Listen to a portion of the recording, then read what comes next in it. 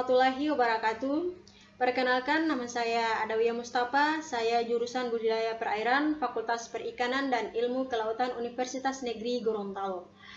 Jadi, pada kesempatan kali ini, saya akan memaparkan materi tentang evaluasi kesesuaian lahan pada budidaya ikan jelawat. Jadi, kesesuaian lahan. Kesesuaian lahan dalam melakukan kegiatan budidaya yang menentukan keberhasilan usaha adalah tahap awal pemilihan lokasi budidaya.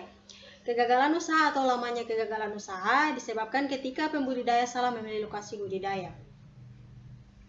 Analisis kesesuaian lahan dilakukan melalui evaluasi lahan untuk mengetahui lahan yang sesuai untuk pengguna lahan budidaya ikan berdasarkan kriteria dan karakteristik tertentu.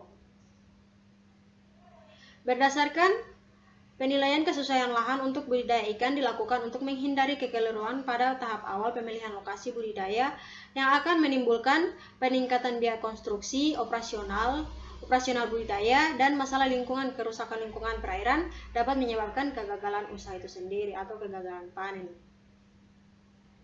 Jadi karakteristik lahan yang baik untuk budidaya dapat dilihat dari topografi, tata guna lahan, jenis tanah, sumber air. Jadi kesesuaian lahan untuk potensi budidaya ikan yaitu dengan keadaan topografi atau kemiringan itu berkisar antara 2-5%. Kawasan yang dapat digunakan untuk budidaya ikan adalah dapat dipilih berdasarkan fungsi lahan yang ideal untuk budidaya ikan itu sendiri. Sedangkan menurut Susanto tahun 2008, jenis tanah yang sangat baik digunakan untuk lahan potensial budidaya ikan jelawat ini ialah jenis tanah yang tekstur lempung liat sedikit berpasir.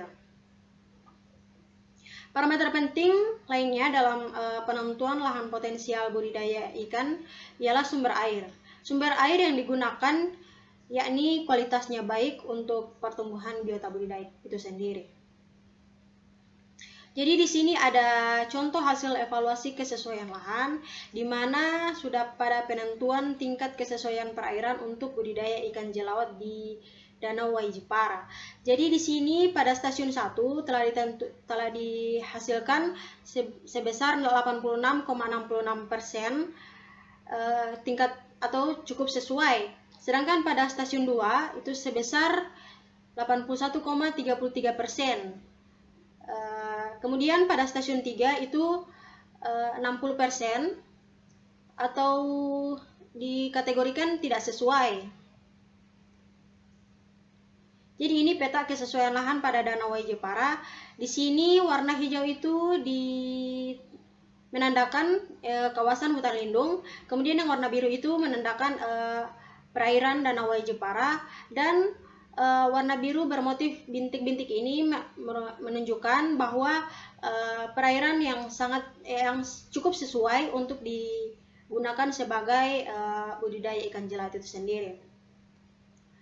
Jadi kesimpulannya, dalam menentukan kriteria yang baik untuk lahan budidaya ikan, kita dapat melihat dari segi kemiringan tanah, jenis tanah, dan sumber air. Sedangkan sumber air itu dilihat juga dari kualitasnya, baik kualitas fisika seperti kedalaman perairan, kecerahan, suhu, dan arus perairan, dan juga kualitas air kimia seperti oksigen terlarut atau biasa kita sebut dengan DO, kemudian pH dan amonia.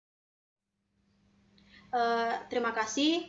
Itulah presentasi atau materi saya tentang evaluasi kesesuaian lahan budidaya ikan jelawat di Wai Jepara.